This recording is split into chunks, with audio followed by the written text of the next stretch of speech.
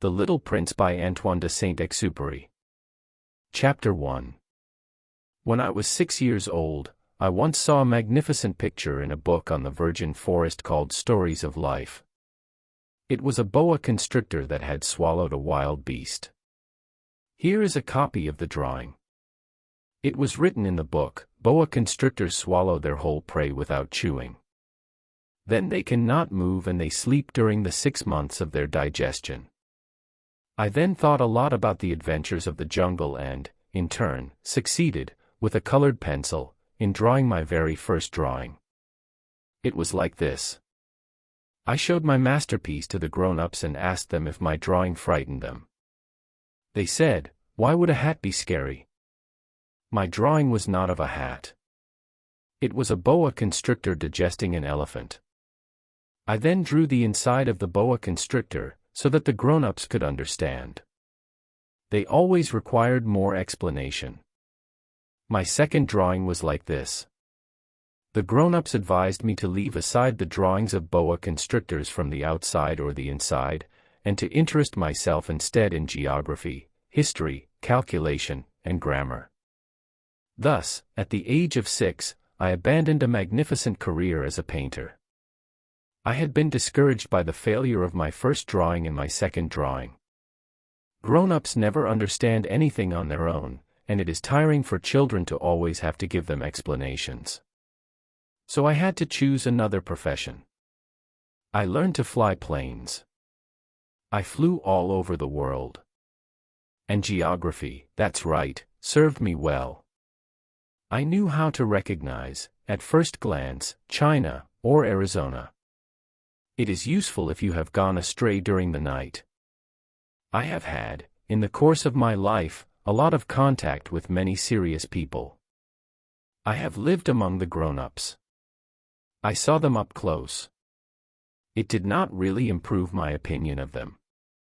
When I met one that seemed to me a little lucid, I had them experience my drawing number 1, which I had preserved. I wanted to know if they could come to a real understanding. But they always replied, "It's a hat." After that I spoke to them neither of boa constrictors, nor of virgin forests, nor of stars. I put myself within their reach. I talked about bridge, golf, politics, and ties. And the grown-ups were glad to know such a reasonable man. Chapter 2. So I lived alone, with no one to talk to, until a breakdown in the Sahara Desert 6 years ago. Something had broken in my engine.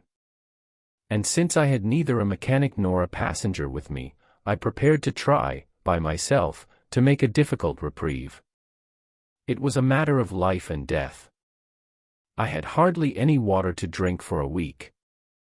The first night I fell asleep on the sand 1,000 miles from any inhabited land. I was much more isolated than a castaway on a raft in the middle of the ocean. Then you imagine my surprise, at dawn, when a funny little voice woke me up. She said, "Please draw me a sheep." Hein. Draw me a sheep. I jumped on my feet as if I had been struck by lightning. I rubbed my eyes well. I watched. And I saw a very extraordinary little man who looked at me gravely. This is the best portrait I later managed to make of him. But my drawing, of course, is much less ravishing than the model. It is not my fault. I had been discouraged in my career as a painter by the grown-ups at the age of 6, and I had learned nothing to draw, except closed boas and open boas. I looked at this apparition with eyes full of astonishment. Do not forget that I was 1,000 miles from any inhabited region. Now my little fellow seemed to me neither astray, nor dead of fatigue, nor dead of hunger, nor death of thirst, nor dead of fear. He had not the appearance of a child lost in the middle of the desert, 1,000 miles from any inhabited region. When I finally succeeded in speaking, I said to him, "What are you doing here?" And he repeated to me, very gently, as a very serious thing, "Please draw me a sheep." When the mystery is too impressive, we do not dare to disobey. As absurd as it seemed to me 1,000 miles from all inhabited places and in danger of death, I took out of my pocket a sheet of paper and a pen. But I remembered that I had studied geography, history, calculation, and grammar, and I told the little fellow, with a little bad humor, that I did not know how to draw. He replied, "It does not matter. Draw me a sheep." As I had never drawn a sheep, I thought of him as one of the only two drawings of which I was capable. That of the boa closed. And I was astounded to hear the little fellow reply, "No. No. I do not want an elephant in a boa. A boa is very dangerous, and an elephant is very cumbersome. My place is tight. I need a sheep. Draw me a sheep." I drew. Then. He looked attentively, then. "No. That one is already very ill. Do another one." I drew. He looked attentively, then. "No. That one is already very ill. Do another one." I drew. My friend smiled gently, indulgently. "You see, it's not a sheep, it's a ram. He has horns." So I still refused my drawing. But he was refused, like the preceding ones. "This one is too old. I want a long-lived sheep." Then, for lack of patience, as I was anxious to begin the dismantling of my engine, I scribbled this drawing. Then I threw. "That's the box. The sheep you want is in it." But I was much surprised to see the face of my young judge illuminated. "That's exactly how I wanted it. Do you think that sheep are to be found in this country?" "Why?" "Because at home it's very small." "Surely that will suffice. I gave you a tiny sheep." He leaned his head toward the drawing. "Not so small as that." He fell asleep. And so I made the acquaintance of the little prince. Chapter 3. It took me a long time to understand where he came from. The little prince, who asked me many questions, never seemed to hear mine. These are words spoken by chance that, little by little, have revealed all to me. So when he saw my plane for the first time, "I will not draw my plane, it is a drawing too complicated for me," he asked me. "What is that thing?" "It's not a thing. It flies. It's a plane. This is my plane." And I was proud to tell him I was flying. Then he exclaimed, "How? You have fallen from heaven." "Yes," I said modestly. "Ah. Now that's funny." And the little prince had a very pretty burst of laughter, which irritated me very much. I wished to take my misfortune seriously. Then he added, "Then you too come from heaven. What planet are you from?"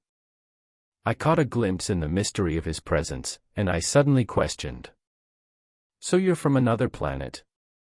But he did not answer me. He nodded softly as he looked at my plane. "It's true that you can not come very far from it." And he sank into a reverie that lasted for a long time. Then, taking my sheep out of his pocket, he plunged into the contemplation of his treasure. You can imagine how intrigued I was by this half-confidence about the other planets. I therefore endeavored to learn more. "Where do you come from, my little fellow? Where is at home? Where do you want to take my sheep?" He replied after a meditative silence, "What is good, with the box you gave me, is that, at night, it will serve him as a house. Of course. And if you are kind, I will also give you a rope to tie it up during the day. And a picket." The proposal seemed to shock the little prince. "Attach it. What a funny idea. But if you do not tie him, he'll go anywhere, and he'll get lost." And my friend burst into laughter again. "But where do you want him to go?" "Anywhere. Right in front of him." Then the little prince gravely remarked, It does not matter, it's so small, at home. And, with a little melancholy, perhaps, he added, straight ahead you cannot go far. Chapter 4. I had learned a second very important thing, that its original planet was scarcely larger than a house. It could not surprise me much. I knew that besides the big planets like the Earth, Jupiter, Mars, Venus, which have been given names, there are hundreds of others that are sometimes so small that it is very hard for them to see the telescope. When an astronomer discovers one of them, he names it as a number. He calls it, for example, the asteroid 325. I have serious reasons to believe that the planet from which the little prince came is the asteroid B612. This asteroid was seen only once in 1909 by a Turkish astronomer in the telescope. He had then made a great demonstration of his discovery at an international astronomy congress. But nobody believed him because of his costume. Big people are like that. Fortunately for the reputation of the asteroid B612, a Turkish dictator imposed on his people, under penalty of death, to dress European. The astronomer resumed his demonstration in 1920, in a very elegant dress. And this time everyone was of his opinion. If I have told you these details about the asteroid B612 and if I have given you its number, it is because of the big people. Big people like the numbers. When you tell them about a new friend, they never question you about the basics. They never tell you, what is the sound of his voice? What games does he prefer? Does he collect butterflies? They ask, how old is he? How many brothers? How much does he weigh?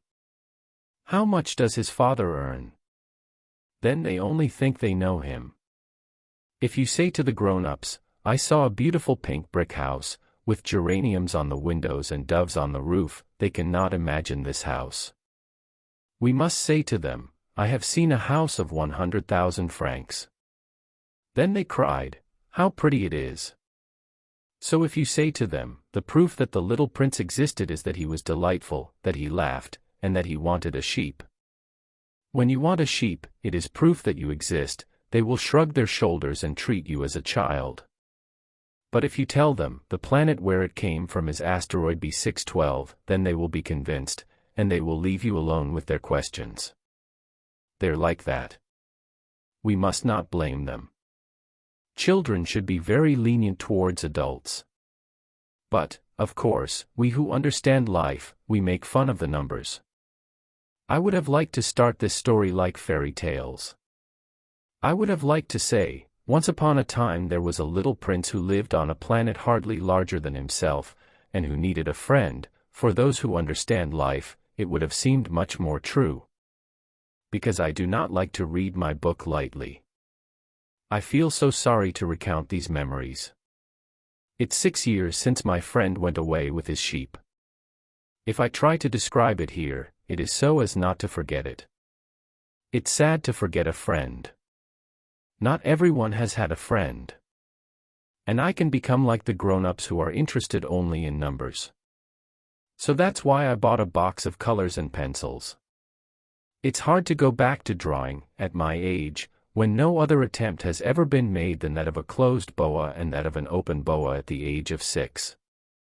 I will try, of course, to make portraits as resembling as possible. But I'm not quite sure I'm going to succeed. One drawing goes, and the other does not look any more. I make some errors, also on the size. Here the little prince is too big. There he is too small. I also hesitate about the color of his costume. Then I fumbled like this and that, as best I could. At last I shall be mistaken about certain more important details. But that will have to be forgiven. My friend never gave an explanation. He thought I might be like him. But unfortunately, I do not know how to see the sheep through the crates. I may be a bit like grown-ups. I must have got older. Chapter 5. Every day I learned something on the planet, on departure, on the journey. It came very gently, at the chance of reflections. Thus, on the third day, I knew the drama of the Baobabs. This time again it was thanks to the sheep, for suddenly the little prince interrogated me, as if caught in a serious doubt. It is true, is it not, that sheep eat the shrubs? Yes. That is true. Ah. I am happy. I did not understand why it was so important that the sheep ate the shrubs. But the little prince added, so they also eat the baobabs. I remarked to the little prince that the baobab trees are not shrubs, but trees as large as churches, and that even if they carried with them a whole herd of elephants, this flock would not be able to overcome a single baobab. The idea of the herd of elephants made the little prince laugh. We should put them on top of each other. But he remarked wisely. The baobabs, before growing, it starts off being small. That's right. But why do you want your sheep to eat the little baobabs? He replied, well. Come on. As it was obvious. And it took me a great effort of intelligence to understand to myself this problem. And indeed, on the planet of the little prince, there was, as on all the planets, good grasses and weeds. Therefore good seeds of good weeds and bad seeds of weeds. But the seeds are invisible. They sleep in the secret of the earth until it takes fancy for one of them to wake up. Then she stretched herself, and at first shoved timidly toward the sun a ravishing little harmless little twig. If it is a twig of radish or rose bush, you can let it grow as it wants.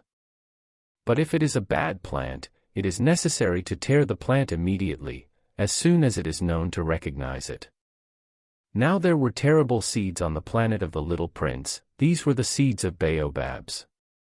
The soil of the planet was infested. Now a baobab, if one takes it too late, one can never get rid of it any more. It encumbers the whole planet. He perforing her with his roots. And if the planet is too small, and if the baobabs are too numerous, they make it burst. It's a matter of discipline, the little prince later told me. When you have finished your morning toilet, you have to do the toilet of the planet carefully. It is necessary to regularly bite the baobabs as soon as they are distinguished from the roses to which they resemble very much when they're very young. It's a very boring job, but very easy. And one day he advised me to apply myself to a beautiful drawing, in order to bring it into the heads of the children of my house. If they travel one day, he said to me, that could serve them. It is sometimes inconvenient to postpone his work. But if it is a question of the baobabs, it is always a catastrophe. I knew a planet, inhabited by a lazy. He had neglected 3 shrubs. And, on the instructions of the little prince, I drew this planet. I do not like to take the tone of a moralist. But the danger of the baobabs is so little known, and the risks run by the one wandering in an asteroid are so considerable, that for once I am an exception to my reserve. I said, children, pay attention to the baobabs. It was to warn my friends of the danger that they had been for a long time, like myself, without knowing it, that I had worked so much on this drawing. The lesson I gave was worth it. You may wonder, why are there not other drawings in this book as grandiose as the drawing of the baobabs? The answer is very simple. I tried but I could not succeed. When I drew the baobabs I was animated by the feeling of urgency. Chapter 6. Ah. Little Prince, I have understood, little by little, your little melancholy life. You had only for a long distraction the sweetness of the sunsets. I learned this new detail, on the 4th day in the morning, when you said to me, I like the sunsets. Let's see a sunset. But you have to wait. Wait for what? Wait until the sun goes down. You looked very surprised at first, and then you laughed at yourself. And you said to me, I always feel at home. Indeed. When it is noon in the United States, the sun, as everyone knows, lies on France. It would be enough to be able to go to France in 1 minute to watch the sunset. Unfortunately, France is far too far away. But, on your little planet, it was enough for you to pull your chair a few steps. And you were watching twilight whenever you wished. One day I saw the sun go down 44 times. And a little later you added, you know, when you're so sad you like the sunsets. So the day of the 44 times you were so sad. But the little prince did not answer. Chapter 7. The 5th day, always thanks to the sheep, this secret of the life of the little prince was revealed to me. He asked me brusquely, without preamble, as the fruit of a problem long meditated in silence. A sheep, if he eats the shrubs, he also eats the flowers. A sheep eats whatever he meets. Even flowers that have thorns. Yes. Even flowers that have thorns. Then the thorns, what are they for? I did not know. I was then very busy trying to unscrew a too tight bolt from my engine. I was very worried because my breakdown was beginning to appear very serious, and the drinking water that was exhausted made me fear the worst. Thorns, what are they used for? The little prince never renounced a question once he had asked it. I was irritated by my bolt and I answered no matter what. Thorns are useless, it's pure wickedness on the part of flowers. Oh. But after a pause he threw me, with a sort of rancor. I do not believe you. Flowers are weak. They are naive. They reassure themselves as best they can. They think they are terrible with their thorns. I made no reply.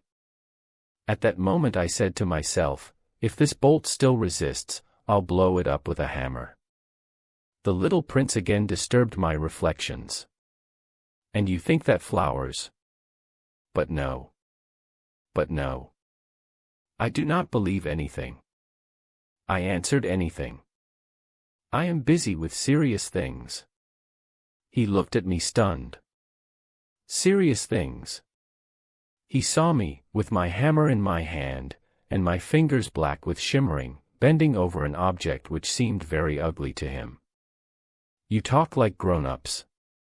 It made me a little ashamed. But, pitiless, he added. You confuse everything, you mix everything. He was really very irritated. He shook the gilded hair in the wind. I know a planet where there is a crimson gentleman. He never breathed a flower. He never looked at a star. He never loved anyone. He has never done anything other than additions. And all day he repeats like you, I am a serious man. I am a serious man. And it makes him swell with pride. But it's not a man, it's a mushroom. A what? A fungus. The little prince was now pale with anger. Millions of years ago flowers make thorns. Millions of years ago the sheep still eat the flowers. And it is not serious to try to understand why they are doing so much trouble to make thorns that are never used for anything. It's not important the war of sheep and flowers. This is not serious and more important than the additions of a big red gentleman. And if I know a flower unique in the world, which exists nowhere, except in my planet, and a little sheep can annihilate it once, like that, one morning, without realizing what he does is not important. He blushed, then resumed. If someone loves a flower that only exists in 1 million and millions of stars, that's enough for him to be happy when he looks at them. He said to himself, my flower is there somewhere, but if the sheep eats the flower, it is for him as if, suddenly, all the stars were extinguished. And that's not important. He could say nothing more. He suddenly burst into tears. Night had fallen. I had let go of my tools. I made fun of my hammer, my bolt, my thirst and my death. There was on a star, a planet, mine, the earth, a little prince to console. I took him in my arms. I rocked him. I said to him, the flower you love is not in danger. I will draw a muzzle to your sheep. I will draw an armor for your flower. I did not know what to say. I felt very awkward. I did not know how to reach it, where to join it. It is so mysterious, the land of tears. Chapter 8. I soon learned more about this flower. There had always been very simple flowers on the planet of the little prince, adorned with a single row of petals, and which held no room, and which did not disturb anyone. They appeared one morning in the grass, and then they were extinguished in the evening. But that one had germinated one day, of a seed brought from somewhere, and the little prince had watched very closely the twig that did not resemble the other twigs. It could be a new kind of baobab. But the shrub soon ceased to grow, and began to prepare a flower. The little prince, who was watching the installation of an enormous button, felt that a miraculous apparition would emerge, but the flower did not finish preparing to be beautiful, sheltered from his green room. She carefully chose her colors. She dressed slowly, she adjusted her petals one by one. She did not want to get out of it all like the poppies. She wanted to appear only in the full radiance of her beauty. Hey! Yes. She was very coquette. His mysterious dress had lasted days and days. And then one morning, just at sunrise, she had shown herself. And she, who had worked so precisely, said in yawning, "Ah, I'm just waking up. I beg your pardon. I'm still disheveled." The little prince, then, could not contain his admiration. "How beautiful you are." "Is not that right?" the flower replied softly. "And I was born at the same time as the sun." The little prince guessed that she was not too modest, but she was so moving. "It's time, I think, for breakfast," she would soon add. "Would you have the kindness to think of me?" And the little prince, quite confused, having sought a watering can of fresh water, had served the flower. So had she quickly tormented him by his somewhat shady vanity. One day, for example, speaking of her 4 thorns, she had said to the little prince, "They can come, the tigers, with their claws." "There are no tigers on my planet," objected the little prince, "and then the tigers do not eat grass." "I am not a grass," had gently replied the flower. "Excuse me. I have no fear of tigers, but I hate currents of air." "You would not have a screen." "Horror of drafts, it is not luck, for a plant," had noticed the little prince. "This flower is very complicated. In the evening you will put me under a globe. It's very cold at home. It's badly installed. Where I come from." But she had interrupted herself. It had come in the form of a seed. She had not known anything about other worlds. Humiliated at having allowed herself to be surprised at preparing such a naive lie, she coughed 2 or 3 times to put the little prince into his wrong. "This screen. I was going to get him, but you were talking to me." Then she had forced her cough to inflict remorse. Thus the little prince, notwithstanding the goodwill of his love, soon doubted her. He had taken unimportant words seriously, and had become very unhappy. "I should not have listened to him," he confided to me one day. "You must never listen to flowers. You have to look at them and breathe them. Mine embalmed my planet, but I could not rejoice." This story of claws, which had so annoyed me, should have tempted me. He again confided to me. I did not understand anything. I should have judged her on the acts and not the words. She embarrassed me and enlightened me. I should never have fled. I should have guessed his tenderness behind his poor tricks. The flowers are so contradictory. But I was too young to know how to love him. Chapter 9. Je crois qu'il profita, pour son évasion, d'une migration d'oiseaux sauvages. I believe that he took advantage of a migration of wild birds for his escape. On the morning of the departure he put his planet in order. He carefully roamed his active volcanoes. He had 2 active volcanoes. And it was very convenient to warm up the morning breakfast. He also possessed an extinct volcano. But, as he said, you never know. He therefore also roamed the extinct volcano. If they are well swept, volcanoes burn gently and regularly, without eruptions. Volcanic eruptions are like chimney fires. Obviously, on our land we are much too small to swallow our volcanoes. That's why they're causing us a lot of trouble. The little prince also snatched, with a little melancholy, the last shoots of Baobabs. He thought he would never have to come back. But all these familiar labors appeared to him, that morning, extremely sweet. And when he watered the flower for the last time, and prepared to shelter it under his globe, he discovered the desire to weep. "Farewell," he said to the flower. But she did not answer. "Farewell," he repeated. The flower coughed. But it was not because of his cold. "I was a fool," she said at last. "I beg your pardon. Strive to be happy." He was surprised by the absence of reproaches. He remained there, disconcerted, the globe in the air. He did not understand this quiet sweetness. "Yes, I love you," said the flower. "You did not know, by my fault. It has no importance. But you were as stupid as I was. Task to be happy. Leave this globe quiet. I do not want it any more. But the wind. I'm not so cold as that.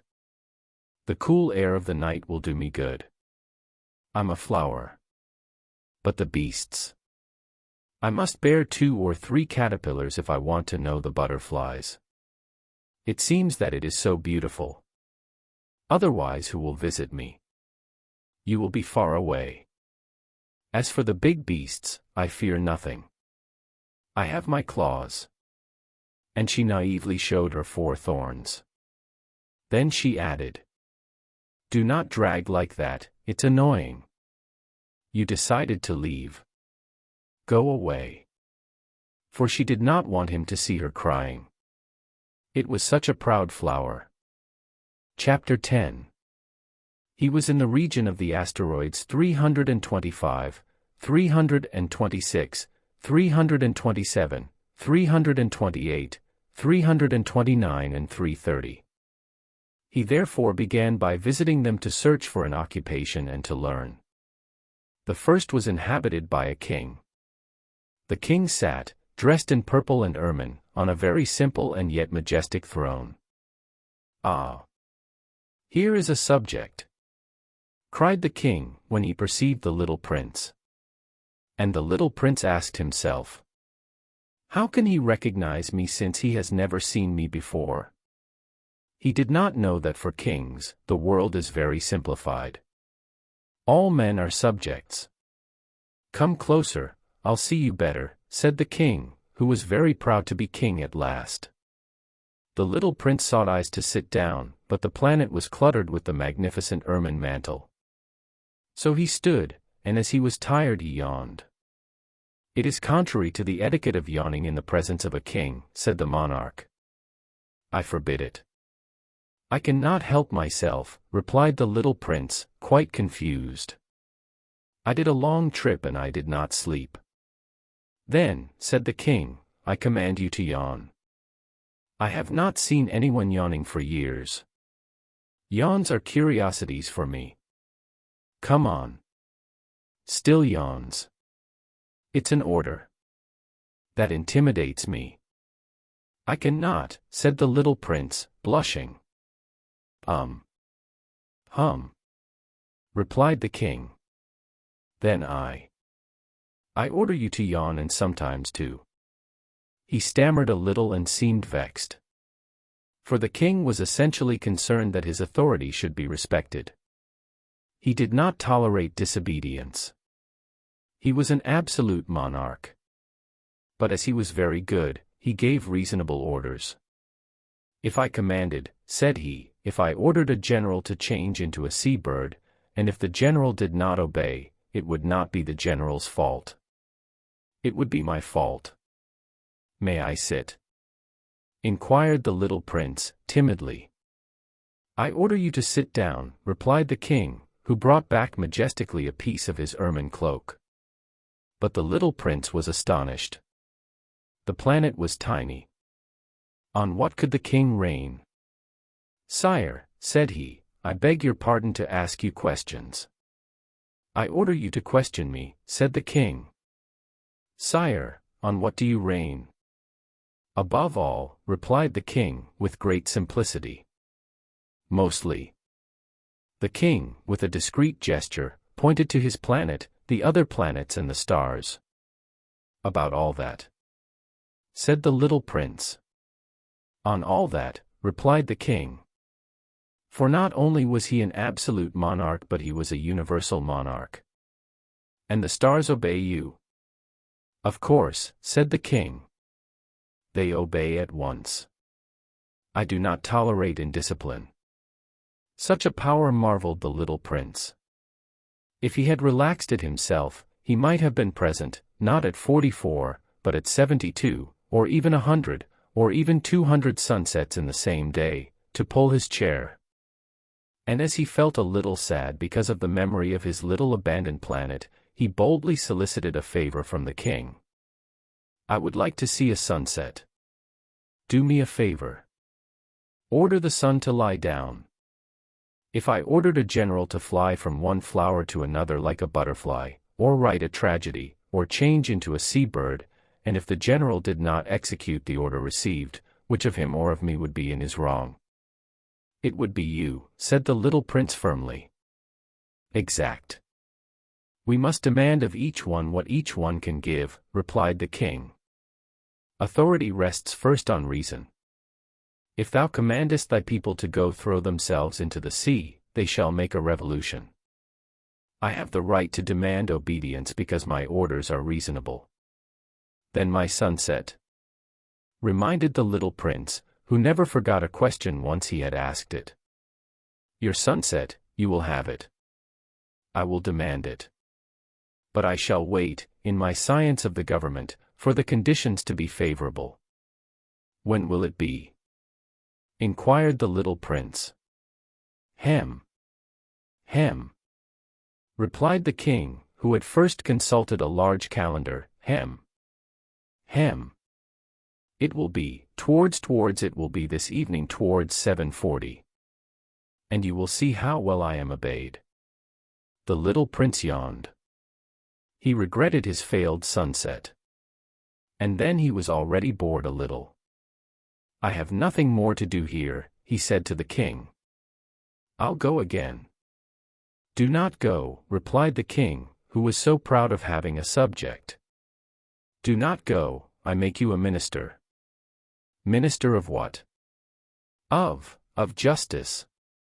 But there is no one to judge. We do not know, said the king. I have not yet gone round my kingdom.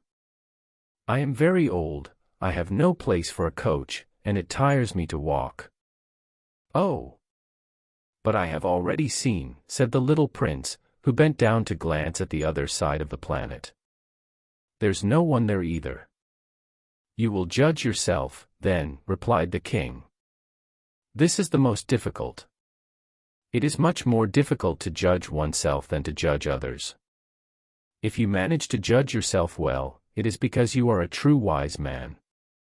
I, said the little prince, can judge myself anywhere. I do not need to live here.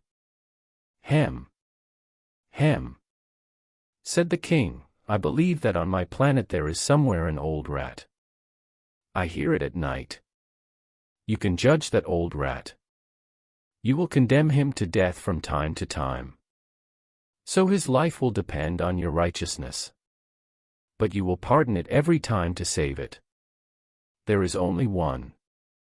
I, replied the little prince, do not like to condemn to death, and I believe I am going.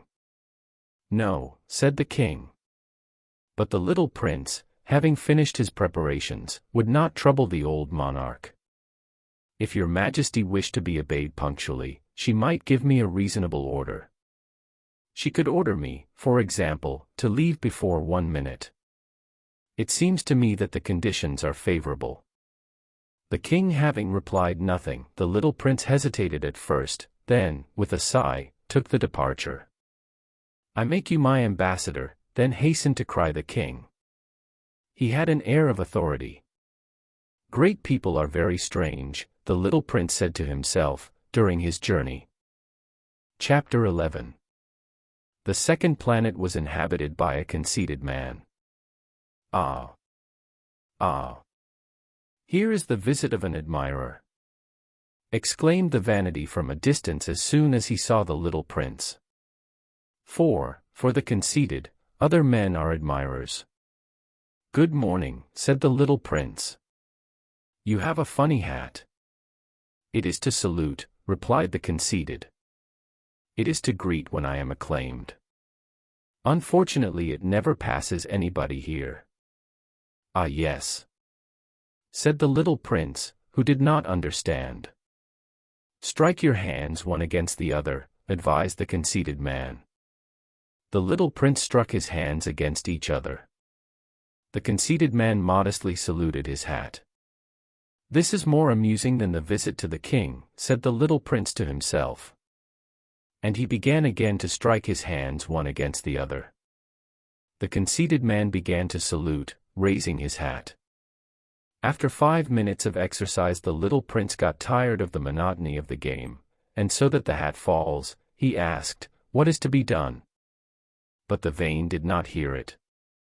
Vainites never hear anything but praise. "Do you really admire me a lot?" he asked the little prince. "What does it mean to admire?" "To admire means to recognize that I am the most beautiful, the best dressed, the richest and the most intelligent man on the planet. But you're alone on your planet. Make me this pleasure. Admire me anyway." "I admire you," said the little prince, shrugging his shoulders a little, "but how can that interest you?" And the little prince departed. The grown-ups are decidedly bizarre, he told himself simply during his journey. Chapter 12. The next planet was inhabited by a drinker. This visit was very short, but she plunged the little prince into a great melancholy. "What are you doing here?" he said to the drinker, whom he found installed in silence before a collection of empty bottles and a collection of full bottles. "I drink," replied the drinker, with a lugubrious air. "Why do you drink?" asked the little prince. "To forget," replied the drinker. "To forget what?" inquired the little prince, who already pitied him. "To forget that I am ashamed," confessed the drinker, lowering his head. "Shame on what?" inquired the little prince, who wished to succor him. "Shame on you to drink," finished the drinker, who locked himself up in silence. And the little prince left, puzzled.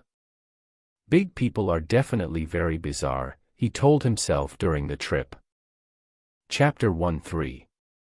The fourth planet was that of the businessman. This man was so busy that he did not even raise his head at the arrival of the little prince.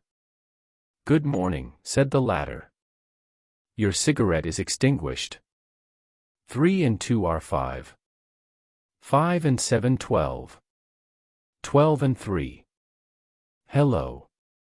15 and 92. 22 and 6 8. No time to turn it back on. 26 and 5 31. Phew. So it's 501,622,731. 500 million of what? Hey! You're still here? 500 a million. I do not know. I have so much work. I am serious, I do not amuse myself with nonsense. 2 and 5. 500 million of what? Repeated the little prince, who, in his life, had never renounced a question once he had asked it. The businessman raised his head. For the past 54 years I have lived on this planet, I have only been disturbed 3 times. The first time it was 22 years ago, by a cock chart that had fallen, God knows where. He spread a terrible noise, and I made 4 errors in an addition. The second time, 11 years ago, was a crisis of rheumatism. I lack exercise. I do not have time to stroll. I'm serious. The third time, here it is. So I said 500 million. Millions of what? The businessman understood that there was no hope of peace. Millions of these little things that one sees sometimes in the sky. Flies? But no, little things that shine. Bees. But no. Little golden things that make the idlers laugh. But I am serious. I do not have time to daydream. Ah. Stars. That's right. Stars. And what do you do with 500 million stars? 501,622,731. I am serious, I am precise. And what do you do with these stars? What do I do with it? Yes. Nothing. I own them. You got the stars? Yes. But I've already seen a king who dash. Kings do not possess. They reign over. It is very different. And what is the use of possessing the stars? It's good for me to be rich. And what does it cost you to be rich? To buy other stars, if someone finds them. That one, said the little prince to himself, he reasoned a little like my drunkard. However, he asked further questions. How can one possess the stars? Who are they? Riposta, grumpy, businessman. I do not know. To no one. Then they belong to me, for I thought of it first. That's enough. Of course.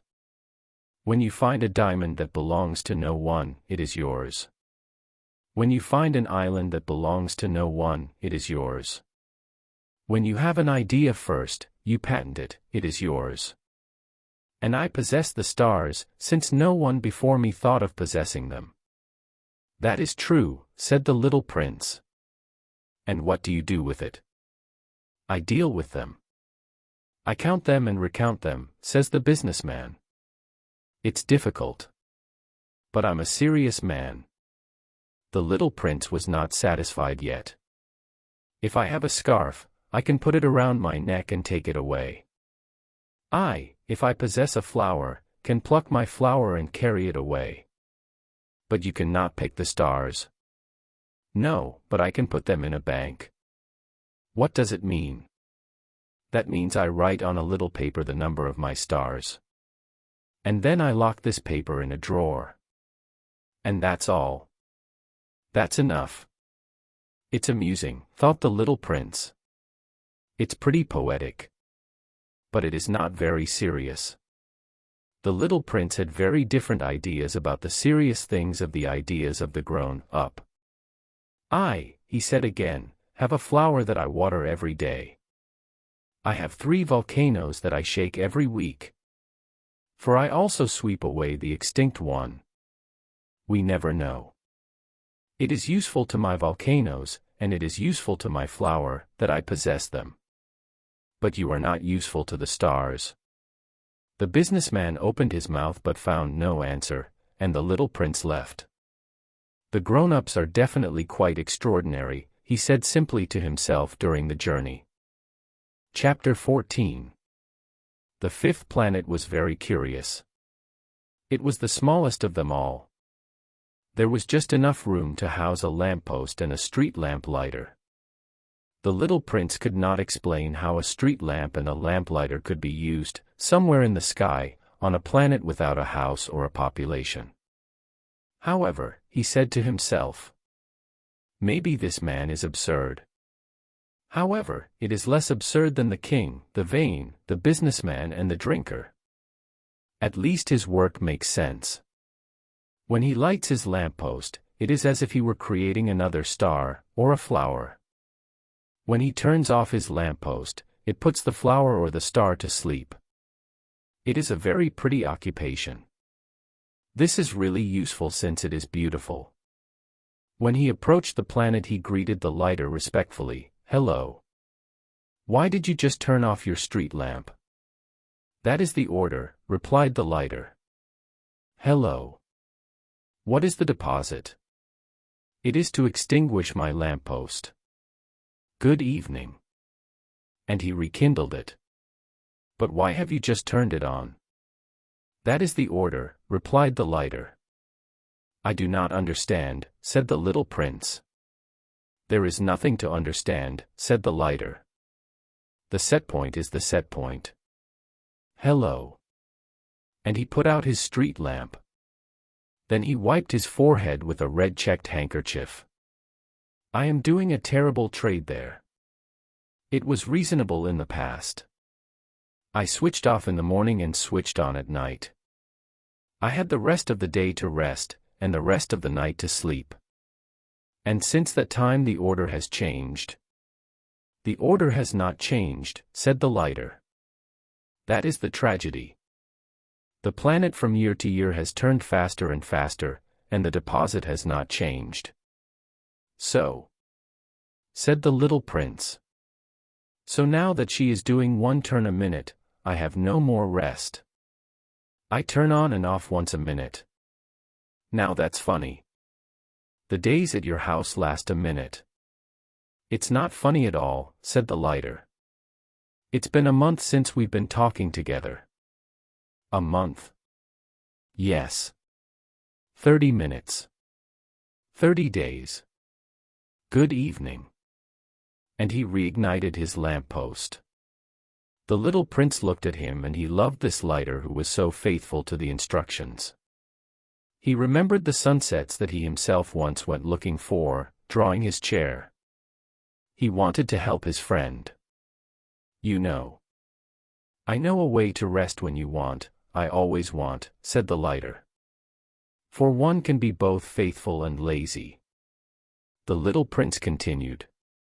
"Your planet is so small that you go around it in 3 strides. You only have to walk slowly to stay in the sun. When you want to rest you will walk, and the day will last as long as you want." "It does not help me much," said the lighter. "What I like about life is sleeping." "It's not lucky," said the little prince. "No luck," said the lighter. "Hello." And he put out his street lamp. "That one," said the little prince, as he pursued his journey further, "he would be despised by all the others, by the king, by the vain, by the drinker, by the businessman. However, it is the only one that does not seem ridiculous to me. It is, perhaps, because he cares about nothing but himself." He sighed with regret and said to himself again, "This is the only one I could have made my friend. But his planet is really too small. There is no room for 2. What the little prince did not dare to admit was that he regretted this blessed planet because, above all, of the 1,440 sunsets in 24 hours. Chapter 15. The 6th planet was a planet 10 times larger. It was inhabited by an old gentleman who wrote enormous books. Here is an explorer," cried he, when he perceived the little prince. The little prince sat down on the table and breathed a little. He already had traveled so much. "Where do you come from?" said the old gentleman. "What is this big book?" said the little prince. "What are you doing here?" "I am a geographer," said the old gentleman. "What is a geographer?" "He is a scientist who knows where the seas, rivers, cities, mountains, and deserts are." "That is very interesting," said the little prince. "It's finally a real job." And he cast a glance around him on the geographer's planet. He had never seen a planet so majestic. "It is very beautiful, your planet. Are there oceans?" "I cannot know," said the geographer. Ah. The little prince was disappointed. And mountains? I cannot know, said the geographer. And cities and rivers and deserts? I cannot know it either, said the geographer. But you are a geographer. That's right, said the geographer, but I am not an explorer. I absolutely lack explorers. It is not the geographer who will count cities, rivers, mountains, seas, oceans, and deserts. The geographer is too important to stroll. He does not leave his office. But he receives the explorers there. He interrogates them, and takes note of their memories. And if the memories of one of them seem interesting to him, the geographer makes investigate the morality of the explorer. Why this? Because an explorer who lies would cause catastrophes in the books of geography. And also an explorer who would drink too much. Why this? Said the little prince. Because drunks see double. Then the geographer would note 2 mountains, where there is only one. I know somebody, said the little prince, who would be a bad explorer. It's possible. So when the morality of the explorer seems good, an inquiry is made into his discovery. We will see. No. It's too complicated. But the explorer is required to provide evidence. If, for example, the discovery of a large mountain is required, it is required to bring large stones. The geographer was suddenly moved. But you come from a distance. You're an explorer. You're going to describe your planet. And the geographer, having opened his register, cut his pencil. We first note in pencil the narratives of the explorers. It is expected, to note in ink, that the explorer has provided evidence. So? Inquired the geographer. Oh. At home, said the little prince, it's not very interesting, it's very small. I have 3 volcanoes. 2 active volcanoes, and an extinct volcano. But we never know. You never know, said the geographer. I also have a flower. We do not notice flowers, said the geographer. Why this? This is the nicest. Because flowers are ephemeral. What does ephemeral mean? Geographies, said the geographer, are the most serious books in all books. They never go out of style. It is very rare that a mountain changes its place. It is very rare that an ocean empties its water. We write eternal things. But the extinct volcanoes can wake up, interrupted the little prince. What does ephemeral mean? Whether volcanoes are extinguished or awakened is the same for us, said the geographer. What matters to us is the mountain. It does not change. But what does ephemeral mean? Repeated the little prince, who had never given up a question in his life once he had asked it. It means, who is threatened with the near disappearance. My flower is threatened with disappearance soon. Of course. My flower is ephemeral, thought the little prince, and she has only 4 thorns to defend herself against the world. And I left her alone with me. This was his first movement of regret. But he resumed his courage. What do you advise me to visit? He asked. Planet Earth, replied the geographer. She has a good reputation. And the little prince went away, thinking of his flower. Chapter 16. The 7th planet was therefore the Earth. The Earth is not a planet of any kind. There are 111 kings, not forgetting, of course, the Negro kings, 7,000 geographers, 900,000 businessmen, 7.5 million drunkards, 311 million vain, about 2 billion large people. To give you an idea of the dimensions of the Earth, I will tell you that before the invention of electricity there was to be maintained on all 6 continents a genuine army of 462,511 lighters of street lamps. Seen from a little distance it made a splendid effect. The movements of this army were regulated like those of an operatic ballet.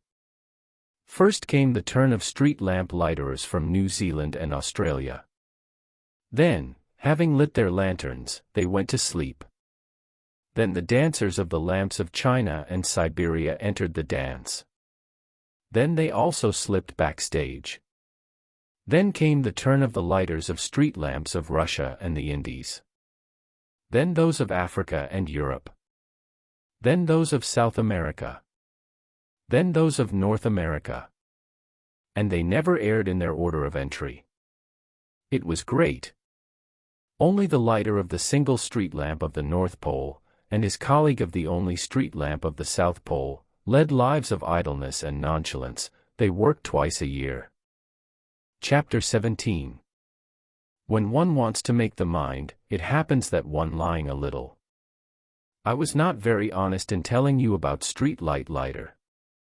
I risk giving a false idea of our planet to those who do not know it. Men occupy very little space on Earth. If the 2 billion inhabitants who inhabit the land were standing up and a little tight, as if for a meeting, they would easily lodge in a public square 20 miles long and 20 miles wide. We could put humanity on the smallest little island in the Pacific.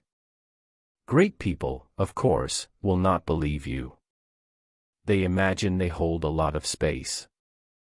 They see themselves important as Baobabs. You will advise them to do the calculation. They love the numbers, it will please them. But do not waste your time on this pensum. It's useless. You trust me. The little prince, once on land, was therefore much surprised to see no one. He was already afraid of being mistaken about the planet, when a ring of moonlight stirred in the sand. "Good night," said the little prince, at all hazards. "Good night," said the serpent. "On what planet have I fallen?" asked the little prince. "On the earth, in Africa," replied the serpent. "Ah. So there is nobody on earth? Here is the desert. There is no one in the deserts. The earth is great," says the serpent. The little prince sat down on a stone and raised his eyes to the sky. "I wonder," he said, "if the stars are illuminated so that everyone can one day find his own. Look at my planet. She's just above us. But how far she is." "She is beautiful," said the serpent. "What are you doing here?" "I have difficulties with a flower," said the little prince. "Ah," the serpent said. And they were silent. "Where are the men?" resumed the little prince. "We're a little alone in the desert." "One is also alone among men," said the serpent. The little prince looked at him for a long time. "You are a funny beast," he said at last, "thin as a finger." "But I am more powerful than the finger of a king," said the serpent. The little prince smiled. "You're not very powerful, you do not even have paws, you cannot even travel." "I can carry you farther than a ship," said the serpent. He wrapped himself around the ankle of the little prince, like a gold bracelet. "The one I touch, I return to the earth from which he came out," he said again. "But you are pure and you come from a star." The little prince answered nothing. "You pity me, you so weak, on this granite earth. I can help you someday if you regret too much your planet. I can." "Oh. I understood very well," said the little prince, "but why do you always speak in riddles?" "I will resolve them all," said the serpent. And they fell silent. Chapter 18. The little prince crossed the desert and met only a flower. A flower with 3 petals, a flower of nothing at all. "Good morning," said the little prince. "Good morning," said the flower. "Where are the men?" the little prince asked politely. The flower, one day, had seen a caravan pass. "Men. There are, I believe, 6 or 7 of them. I saw them years ago. But you never know where to find them." The wind sends them rambling. They lack roots, they are very embarrassed. Goodbye, said the little prince. Adieu, said the flower. Chapter 19. The little prince ascended a high mountain. The only mountains he had ever known were the 3 volcanoes that came to his knee. And he used the extinct volcano as a stool. From a mountain high like this, he said to himself, I shall suddenly see the whole planet and all the men. But he perceived nothing but sharp needles of rock. Good morning, he said at random. Hello. Hello. Hello, replied the echo. Who are you? Said the little prince. Who are you? Who are you? Who are you? Replied the echo. Be my friends, I am alone, he said. I am alone. I am alone. I am alone, replied the echo. What a strange planet. He thought then. It is quite dry, and all pointed and salty. And men lack imagination. They repeat what they are told. At home I had a flower, it always spoke first. Chapter 20. But it happened that the little prince, having for a long time walked through the sands, the rocks and the snows, at length discovered a road. And the roads all go to men. Good morning, he said. It was a garden full of roses. Good morning, said the roses. The little prince looked at them. They all looked like her flower. Who are you? He asked, stunned. We are roses, said the roses. Ah, said the little prince. And he felt very unhappy. Her flower had told him that she was the only one of her kind in the universe. And there were 5,000, all alike, in one garden. She would be very upset, he said to herself, if she saw that she would cough so much and pretend to die to escape ridicule. And I would be obliged to pretend to treat her, for otherwise, to humiliate me too, she would really let herself die. Then he said to himself again, I thought myself rich with a single flower, and I possess only an ordinary rose. That and my 3 volcanoes which reach me at the knee, and one of which, perhaps, is extinct forever, does not make me a great prince. And, lying in the grass, he will cry. Chapter 21. And then the fox appeared. Good morning, said the fox. Good morning, replied the little prince, politely, who turned, but saw nothing. I am here, said the voice, under the apple tree. Who are you? Said the little prince. You're quite pretty. I am a fox, said the fox. Come play with me, suggested the little prince. I'm so sad. I cannot play with you, said the fox. I am not domesticated. Ah. Pardon, said the little prince. But after reflection, he added, what does tame mean? You're not from here, said the fox, what are you looking for? I am looking for men, said the little prince. What does tame mean? Men, said the fox, they have rifles and they hunt. It is very embarrassing. They also breed chickens. That is their only interest. Are you looking for chickens? No, said the little prince. I am looking for some friends. What does tame mean? It's too forgotten, said the fox. It means create links. Create links. Of course, said the fox. You are but a little boy to me, like 100,000 little boys. And I do not need you. And you do not need me either. I am only a fox to you like 100,000 foxes.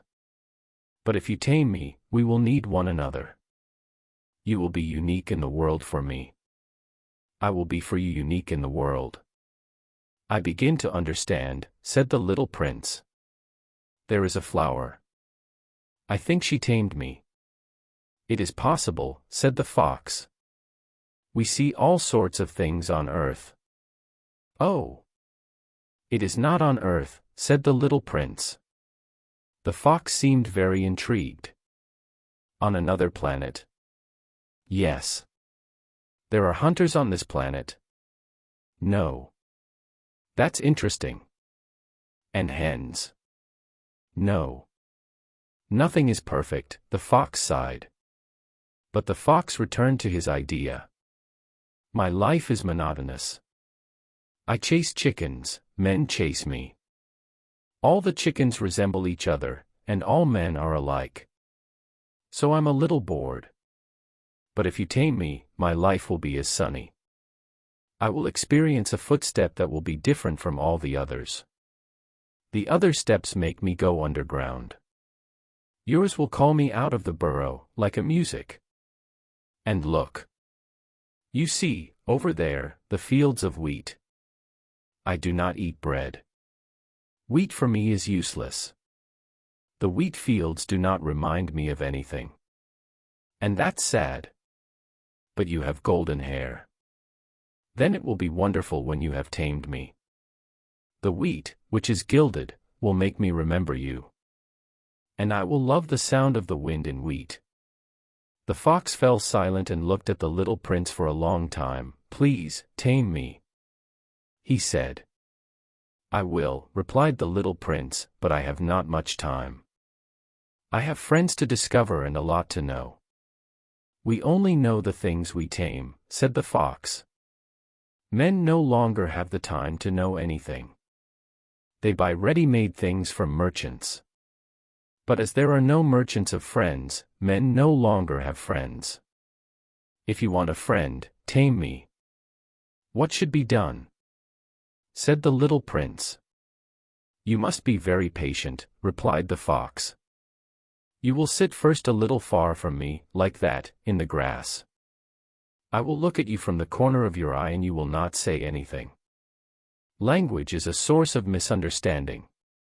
But every day you can sit a little closer. The next day the little prince returned. It would have been better to return at the same hour, said the fox. If you come, for example, at 4 o'clock in the afternoon, at 3 o'clock I shall begin to be happy. The more time will come, the more happy I will feel. At 4 o'clock I shall be agitated and worried, I shall discover the price of happiness. But if you come any time, I will never know what time to dress my heart, it takes rites. What is a rite? Said the little prince. It's too much forgotten, said the fox. This is what makes one day different from other days, 1 hour, other hours. There is a rite, for example, among my hunters. They dance on Thursday with the girls of the village. Then Thursday is a wonderful day. I'll walk up the vineyard. If the hunters danced at any time, the days would all be alike, and I would have no holiday. So the little prince tamed the fox. And when the hour of departure was near, ah, said the fox, I will weep. It is your fault, said the little prince, I did not wish you any harm, but you wanted me to tame you. Of course, said the fox. But you're going to cry, said the little prince. Of course, said the fox. Then you gain nothing. I win, said the fox, because of the color of the corn. Then he added, go and see the roses again. You will understand that yours is unique in the world. You will return to say goodbye to me, and I will make you a present of a secret. The little prince went to see the roses again. You are not at all like my rose, you are nothing yet, he said. No one has tamed you and you have not tamed anyone. Your like was my fox. It was only a fox like 100,000 others. But I made him my friend, and he is now unique in the world. And the roses were very embarrassed. You are beautiful, but you are empty, he said again. You cannot die for you. Of course, my rose, an ordinary passerby would think that she resembles you. But it alone is more important than you all, since it is she that I watered. Since it was she whom I placed under the globe, since it was she whom I sheltered by the screen. Since it is she whose caterpillars I have killed, except the 2 or 3 for butterflies. Since it is she whom I have listened to, complaining, or boasting, or even sometimes silent. Since it is my rose. And he returned to the fox. Adieu, he said. Goodbye, said the fox. Here is my secret.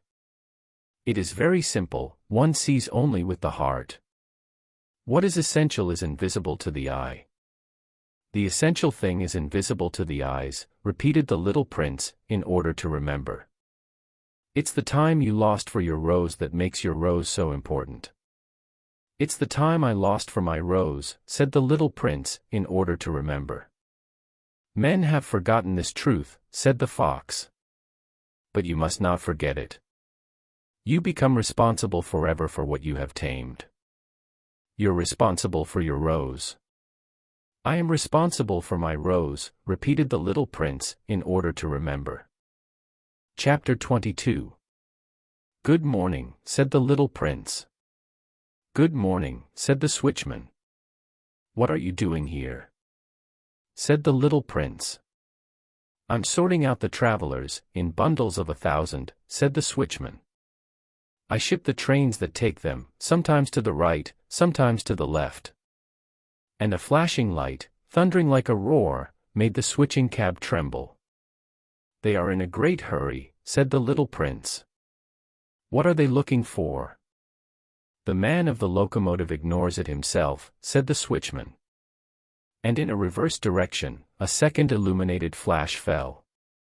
They're coming back already, asked the little prince. They are not the same, said the switchman. It's an exchange. They were not happy where they were.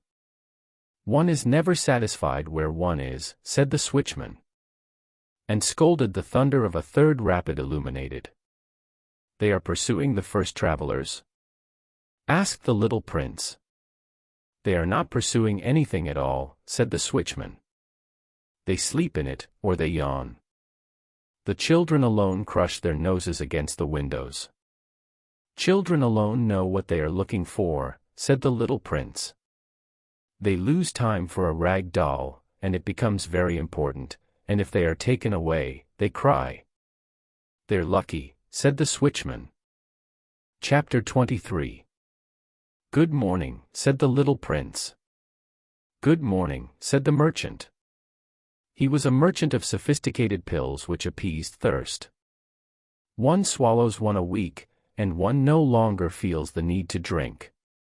Why do you sell that? Said the little prince. It's a big saving of time, said the merchant. Experts have made calculations. We save 53 minutes a week. And what do we do for 53 minutes? We make what we want.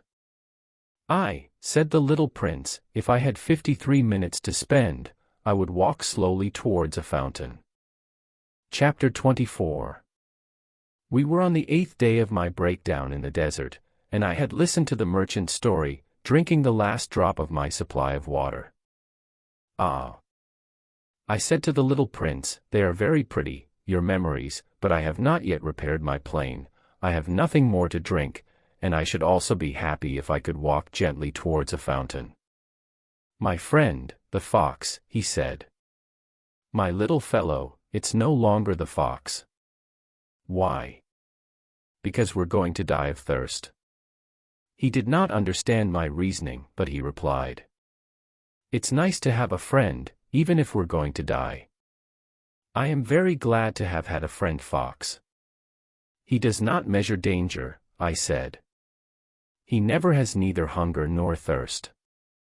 A little sunlight is enough. But he looked at me and answered my thought.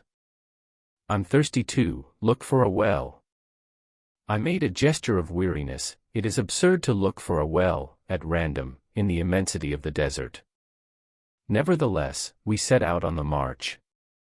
When we had walked for hours, in silence, night fell, and the stars began to light. I saw them as if in a dream, having a little fever, because of my thirst. The words of the little prince danced in my memory. "Are you thirsty then, too?" I asked him. But he did not answer my question. He simply says, "Water can also be good for the heart." I did not understand his answer, but I was silent. I knew that he should not be interrogated. He was tired. He sat. I sat down beside him. And after a pause he said, "The stars are beautiful, because of a flower that one does not see." I answered, "Of course," and I looked, without speaking, the folds of sand under the moon. "The desert is beautiful," he added. And it was true. I have always loved the desert. It sits on a sand dune. We see nothing. Nothing is heard. And yet something radiates in silence. "What beautifies the desert," said the little prince, "is that he hides a well somewhere." I was surprised to suddenly understand this mysterious radiance of the sand. When I was a little boy I lived in an old house, and legend had it that a treasure was buried there. Of course, no one has ever discovered it, nor perhaps even sought it. But he delighted the whole house. My house hid a secret in the depths of her heart. "Yes," said I to the little prince, "whether it be the house, the stars, or the desert, what makes their beauty invisible?" "I am satisfied," he said, "that you agree with my fox." As the little prince fell asleep, I took him in my arms, and set off again. I was touched. It seemed to me to carry a fragile treasure. It even seemed to me that there was nothing more fragile on earth. In the light of the moon I looked at that pale brow, those closed eyes, the locks of hair that trembled in the wind, and I said to myself, "What I see here is only a bark. The most important is invisible." As his half-open lips were half smiling, I said to myself, "What moves me so strongly about this little prince asleep is his fidelity to a flower. It is the image of a rose radiates in him like the flame of a lamp, even when he sleeps." And I guessed it even more fragile. It is necessary to protect the lamps, a gust of wind can extinguish them. And, walking thus, I discovered the well at dawn. Chapter 25. "Men," said the little prince, "they go into the rapids, but they do not know what they are looking for. Then they move and turn in circles." And he added, "It's not worth it." The well we reached did not resemble the Saharan wells. The Saharan wells are simple holes dug in the sand. This one resembled a village well. But there was no village there, and I thought I was dreaming. "It's strange," I said to the little prince, "everything is ready, the pulley, the bucket, and the rope." He laughed, touched the rope, and pulled the pulley. And the pulley moaned as an old weathervane moaned when the wind had long slept. "You hear," said the little prince, "we awaken this well and sings." I did not want him to make an effort. "Let me do it," I said, "it's too heavy for you." Slowly I hoisted the bucket up to the curb. I installed him there plumb. In my ears was the song of the pulley, and in the still trembling water I saw the sun shaking. "I am thirsty for that water," said the little prince, "give me something to drink." And I understood what he had been looking for. I lifted the bucket to her lips. He drank, his eyes closed. It was as sweet as a party. This water was much more than a food. It was born of the march under the stars, the song of the pulley, the effort of my arms. It was good for the heart, as a gift. When I was a little boy, the light of the Christmas tree, the music of the midnight mass, the sweetness of the smiles made all the radiance of the Christmas present that I received. "The men of your house," said the little prince, "cultivate 5,000 roses in the same garden, and they do not find what they seek." "They do not find it," I replied. "And yet what they are looking for could be found in a single rose or a little water." "Of course," I replied. And the little prince added, "But the eyes are blind. You must seek with your heart." I was drunk. I breathed well. The sand at daybreak is honey-colored. I was also pleased with this color of honey. Why should I have trouble? You must keep your promise, said the little prince, who had once more sat down beside me. What promise? You know, a muzzle for my sheep. I am responsible for this flower. I took out my drawing sketches from my pocket. The little prince perceived them and said, laughing, Your baobabs, they look a bit like cabbages. Oh! I who was so proud of the baobabs. Your fox, his ears, they look a bit like horns, and they are too long. And he laughs again. You are unjust, little fellow, I knew nothing to draw but boas closed and boas open. Oh! It will go, he said, the children know. So I cracked a muzzle. And I had my heart tight and gave it to her, you have projects I do not know. But he did not answer me. He tells me. You know, my fall on earth, tomorrow will be the anniversary, then, after a pause, he said. I fell very close here, and he blushed. And again, without understanding why, I experienced a bizarre grief. However, a question came to me. Then it was not by chance that the morning I met you a week ago, you walked like that, all alone, 1,000 miles from all the inhabited regions. You were returning to the point of your fall. The little prince blushed again. And I added, hesitating. Perhaps because of the birthday. The little prince blushed again. He never answered questions, but when you blush, it means yes, is not it? Ah. Said I am afraid. But he answered. You have to work now. You have to go back to your machine. I'm waiting for you here. Come back tomorrow night. But I was not reassured. I remembered the fox. We risk crying a little if we let ourselves tame. Chapter 26. There was, beside the well, a ruin of an old stone wall. When I returned from my work the next evening, I saw from afar my little prince sitting up there with his legs dangling. And I heard him speak. So you do not remember, he said. It's not quite here. Another voice, no doubt, replied, for he replied. Yes. Yes. It's the day, but it's not here. I continued my walk towards the wall.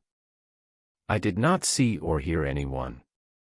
Yet the little prince replied again. Of course. You will see where my trace begins in the sand. You just have to wait for me. I'll be there tonight. I was 20 meters from the wall and I still could not see anything.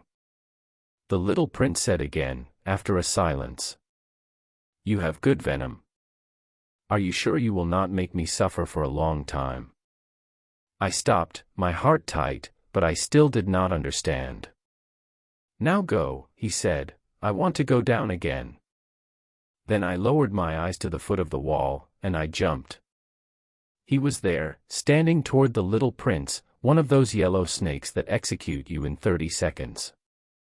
As I rummaged through my pocket to take out my revolver, I took the step, but at the noise I made, the serpent slowly sank into the sand, like a stream of water that dies, pressing, slipped between the stones with a slight metallic sound. I reached the wall just in time to receive in my arms my little prince, pale as snow. What is that story? You talk now with snakes. I had undone his eternal golden cowl. I had wet her temples and made her drink. And now I dared not ask him anything. He looked at me gravely and wrapped his arms around me.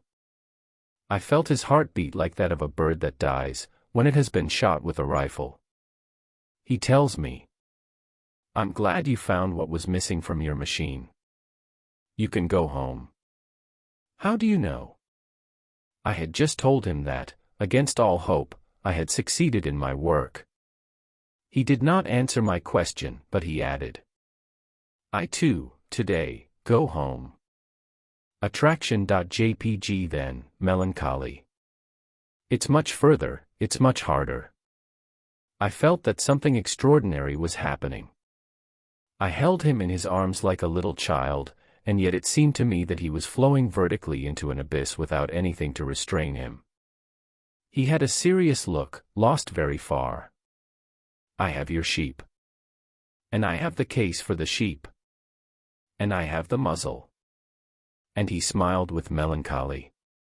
I waited a long time. I felt that it was getting warmer by degrees. Little fellow, you were afraid. He was afraid, of course. But he laughed softly. I'll be more afraid tonight. Again I felt cold from the feeling of the irreparable. And I realized that I could not bear the idea of never hearing this laugh again.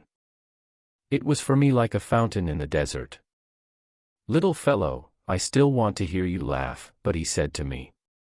Tonight it will be a year. My star will be just above the place where I fell last year.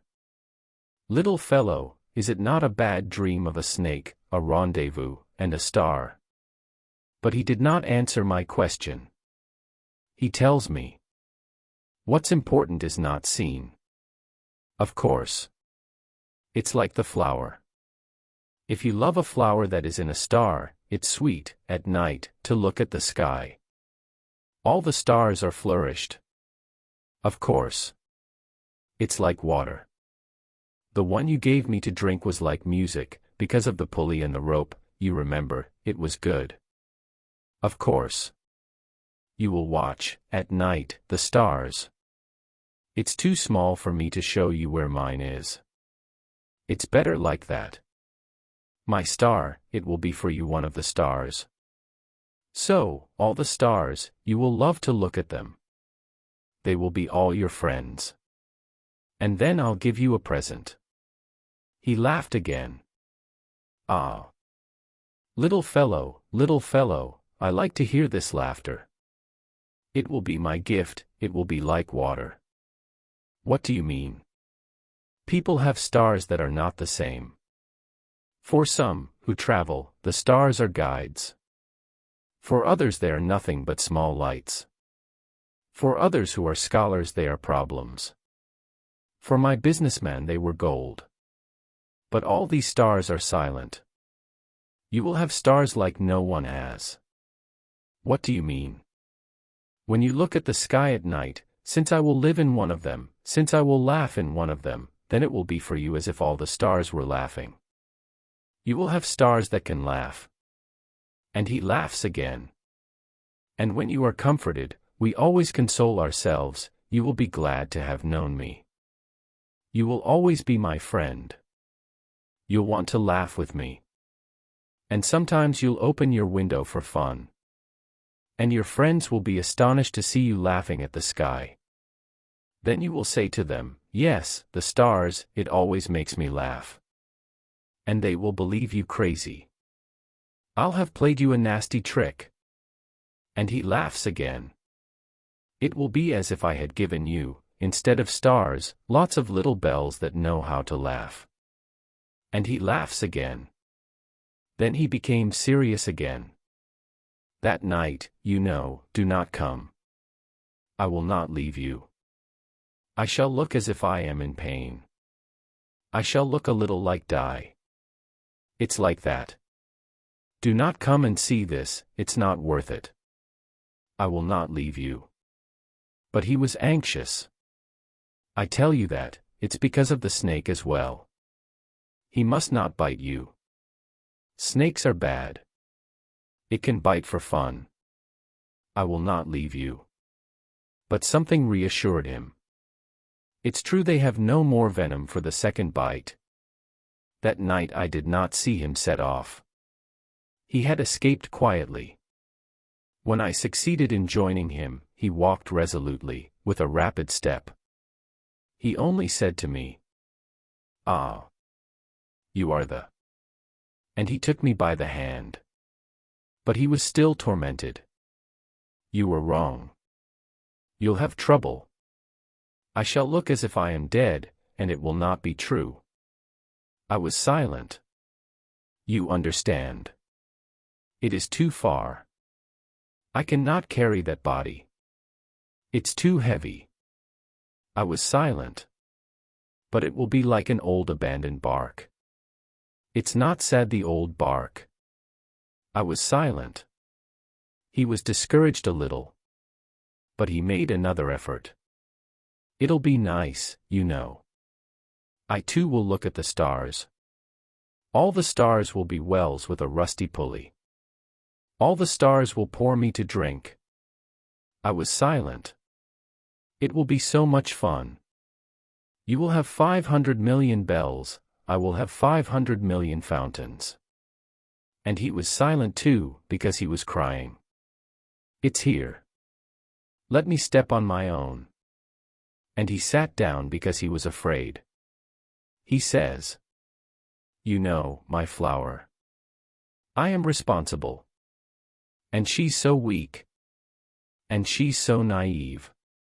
She has 4 thorns of nothing to protect her from the world."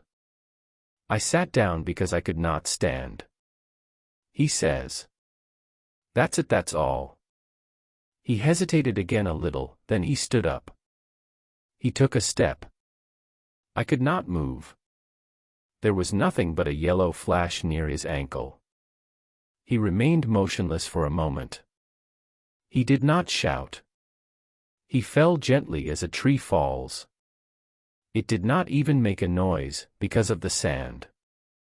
Il tomba doucement comme tombe un arbre. Chapter 27. And now, of course, it's been 6 years already. I've never told this story yet. The comrades who saw me were glad to see me alive again. I was sad, but I said to them, "It's fatigue." Now I have comforted myself a little. That is, not quite. But I know that he has returned to his planet, for at daybreak I have not found his body. It was not such a heavy body. And I like the night listening to the stars. It's like 500 million bells. But now something extraordinary happens. The muzzle I designed for the little prince, I forgot to add the leather strap. He could never tie her to the sheep. So I ask myself, what happened on his planet? Maybe the sheep ate the flower. Sometimes I say to myself, surely not. The little prince encloses his flower every night under his globe of glass, and he watches his sheep well. Then I am happy. And all the stars laughed softly. Sometimes I say to myself, one is distracted once or the other, and that is enough. He forgot one evening the globe of glass, or else the sheep went out quietly during the night. Then the bells changed into tears. This is a great mystery. For you who love the little prince as well as for me, nothing of the universe is alike. If somewhere, one does not know where, a sheep that we do not know has, yes or no, eaten a rose. Look at the sky. Ask yourself, did the sheep or not eat the flower? And you will see how everything changes. And no big person will ever understand that it's so important. This is, for me, the most beautiful and saddest landscape in the world. It's the same landscape as the one on the previous page, but I drew it once more to show it to you. It is here that the little prince appeared on earth, then disappeared. Look carefully at this landscape to be sure of recognizing it, if you travel to Africa one day in the desert. And, if you happen to pass by there, I beseech you, do not hurry, wait a little right under the star. If a child comes to you, if he laughs, if he has golden hair, if he does not answer when asked, you will guess who he is. So be nice. Do not leave me so sad, write to me quickly that he has come back. The end.